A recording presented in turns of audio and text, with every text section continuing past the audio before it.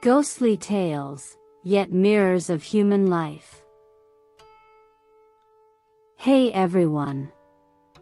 Welcome to Encountering Chinese, Ghostly Tales from Zhai. Today, I'm going to tell you a story called A Drunkard.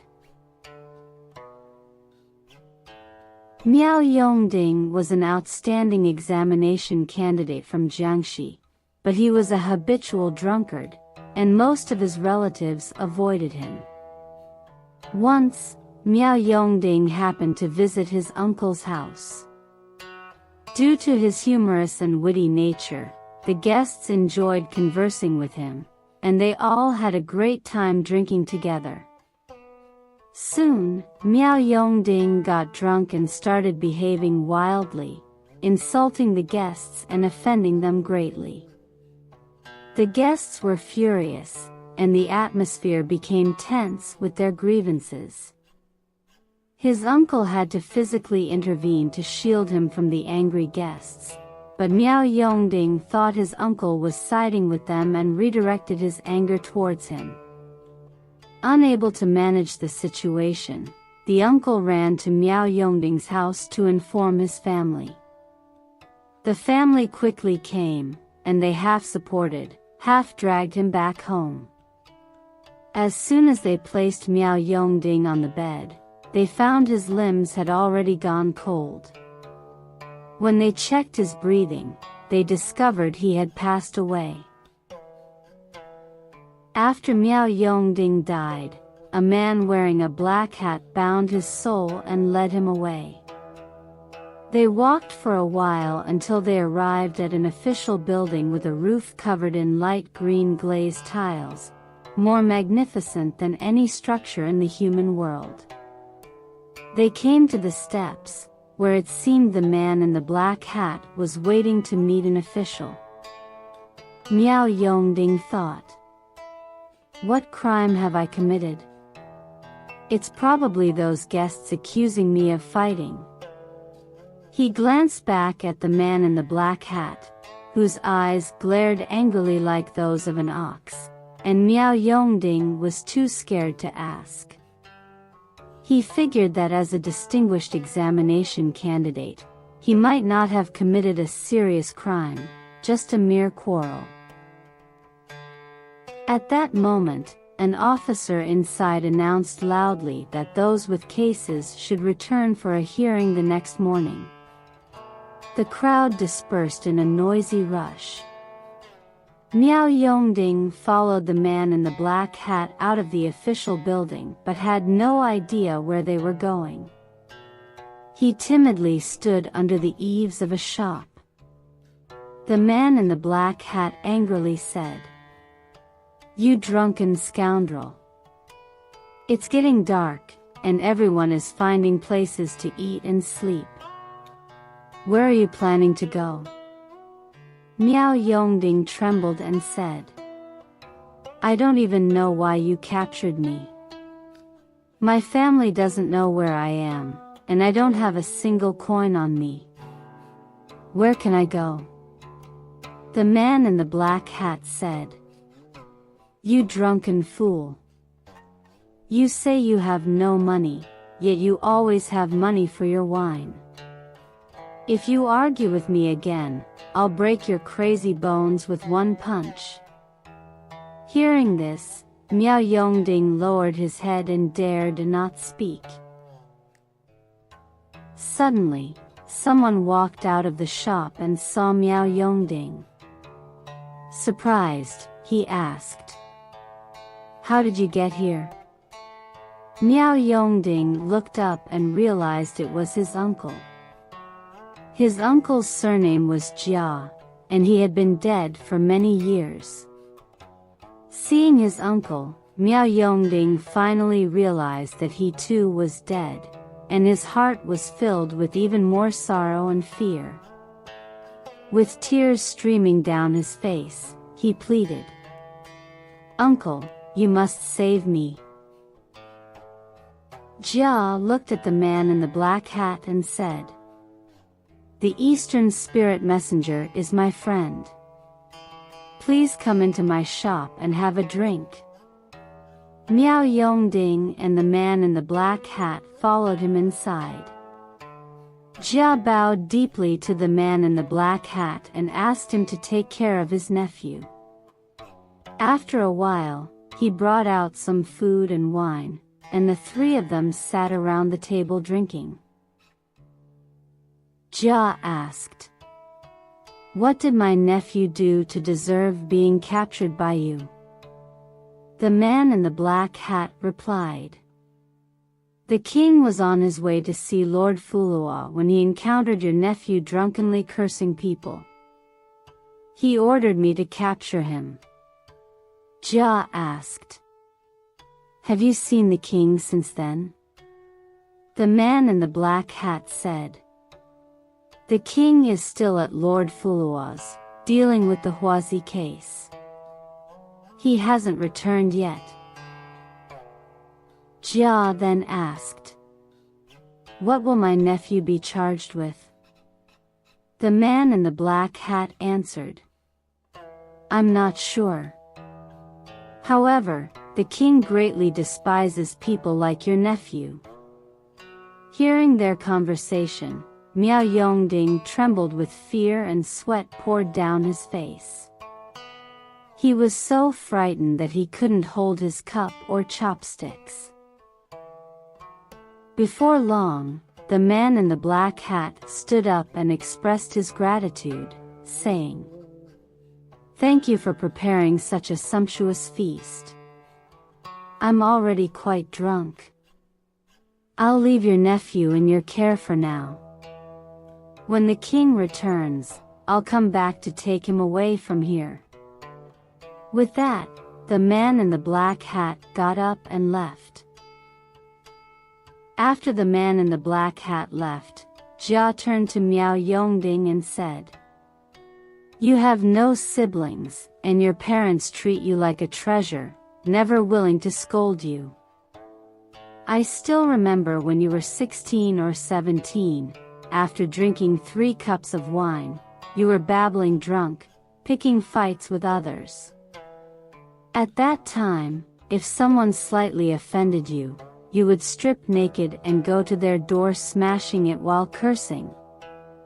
Back then, we all thought you were young, so we didn't reprimand you too harshly. But now, over 10 years have passed, and you haven't made any progress at all. What are we going to do with you here?" Miao Yongding knelt on the ground, crying bitterly, only saying that he regretted it deeply. Jia helped Miao Yongding up and said, "I sell liquor here, and I have some small reputation. I will do my best to help you. The person who was drinking just now is the envoy of the Eastern Spirit King. I often invite him for drinks, and we're somewhat friends. The Eastern Spirit King is usually busy with official duties. Your offense isn't that severe. He might not remember you. I'll try to persuade him tactfully, plead with him to let you go. Maybe he'll agree." Then Jia thought again and said, "But this matter carries great risks. If we want to succeed, we'll need to spend a lot of money." Miao Yongding expressed his gratitude and readily agreed to bear the expenses himself. Jia promised to intercede for his nephew. That night, Miao Yongding decided to stay at his uncle's house. The next day, the man in the black hat came to visit very early. Jia requested to speak with him privately. They talked for quite a while, and then the uncle came to tell Miao Yongding, "It's settled. He'll come again in a while. I've given him all my money as collateral. The rest, you can slowly gather and give to him later." Miao Yongding asked excitedly, "How much in total?" Jia replied, You still need to come up with 100,000 yuan. Miao Yongding said. Where can I get so much money? Jia said. Don't worry, this is all underworld money. You just need to prepare 100 paper money offerings and burn them, that's it. Miao Yongding was overjoyed and said, that's easy. They waited until almost noon, but the man in the black hat had not returned. Miao Yongding wanted to take a stroll and do some sightseeing. Jia told him not to wander too far, and he agreed, walking out the door. He saw that the streets and alleys of this world, with their transactions and commerce, were exactly like those in the human realm. He came to a place with high walls adorned with thorns, resembling a prison. Opposite the prison was a bustling inn, with many people coming and going. Outside the inn, there was a narrow creek with black water, its depths unfathomable.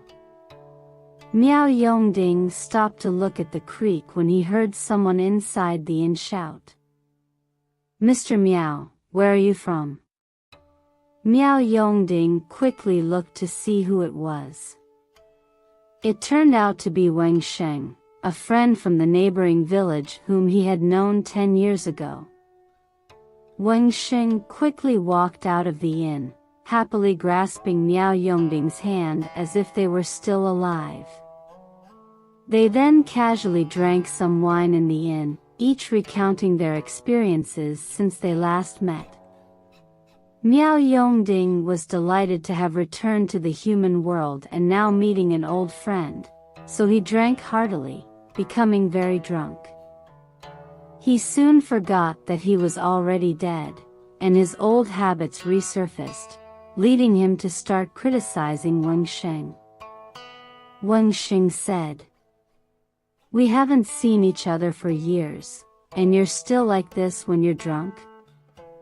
Miao Yongding had always hated it when others mentioned his drunken antics.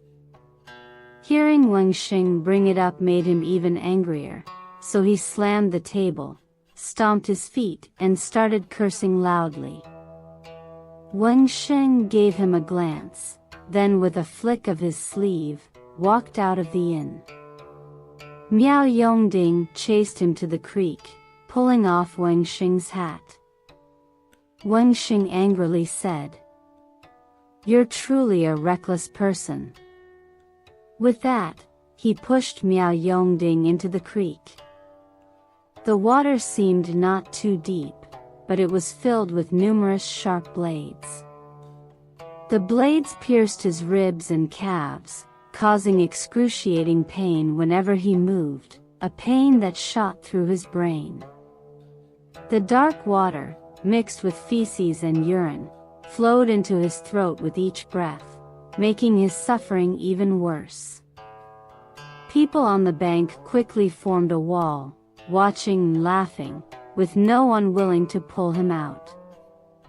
At this critical moment, Jia suddenly arrived. Seeing this scene, he was shocked and immediately pulled Miao Yongding out of the water and took him home. His uncle said to him, "I see you are incorrigible. Even now you haven't repented. You really shouldn't be allowed to be human again. You should go with the Eastern Spirit Messenger to the king for punishment." Miao Yongding was very frightened and, with tears in his eyes, said, "I know I was wrong." Only then did Jia say, "The Eastern Spirit Messenger came earlier, waiting for you to sign the document, but you went off drinking and wandering instead." He couldn't wait any longer due to his tight schedule. "I've signed the document for you and paid him 1,000 coins. He has left, but the remaining money must be paid to him within 10 days. When you return, take care of this matter first." Then, at night, go to the wilderness outside the village, call my name, and burn the paper money. This matter will be completely resolved." Miao Yongding promised repeatedly. So Jia urged him to leave quickly. He escorted Miao Yongding to the outskirts and admonished him. "You must not break your promise and cause trouble for me." Then he pointed out the way for him to return to the mortal world. At that time, Miao Yongding's body had been lying stiff for 3 days, and his family believed he had drunk himself to death, though there was still a faint breath in his nostrils. That day, Miao Yongding suddenly woke up and then vomited profusely, expelling a large basin of foul-smelling black fluid. After vomiting, his sweat soaked through the mattress, and only then did his body begin to feel cool. He recounted his strange post-death encounter to his family. Shortly afterward, the areas on his body where the sharp blades from the creek had pierced began to swell and ache.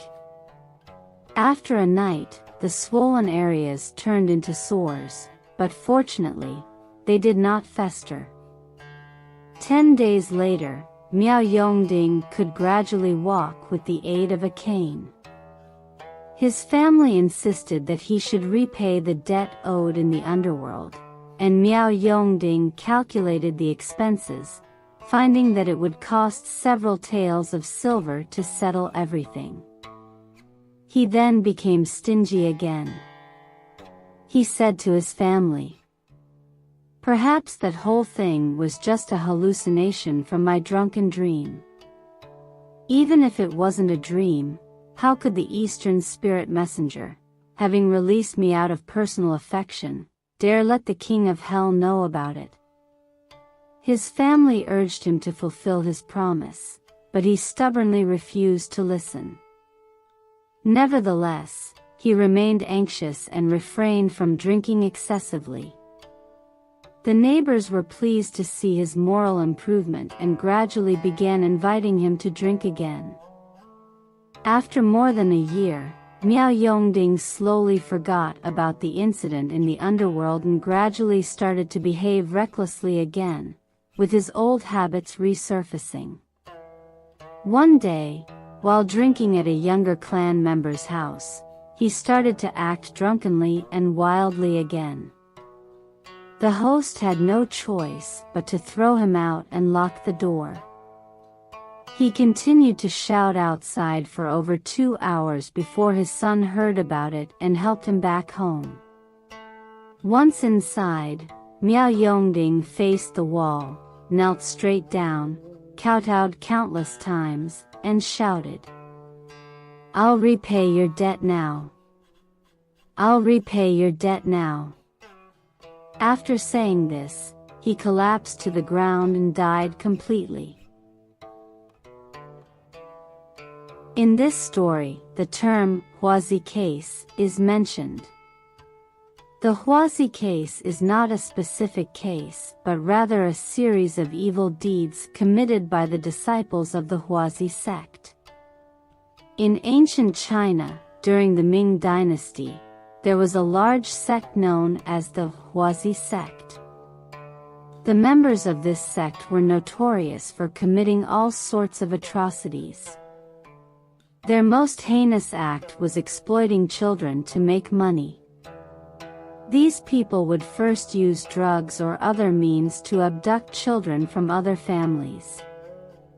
Then, they would cruelly turn them into disabled or deformed individuals, forcing them to beg or perform tricks in the streets. Many children couldn't withstand the torture and died during this process. The actions of the Huazi sect disciples were considered more terrifying than the demons of hell by people at the time. Therefore, in the story, the author hopes that these evil people would be judged and receive the harshest punishment even in the underworld. Alright. That's all for today's ghostly tale. A Drunkard. If you enjoyed it, please give it a thumbs up and subscribe. Please also encourage everyone to comment and share more. We'll see you in the next episode.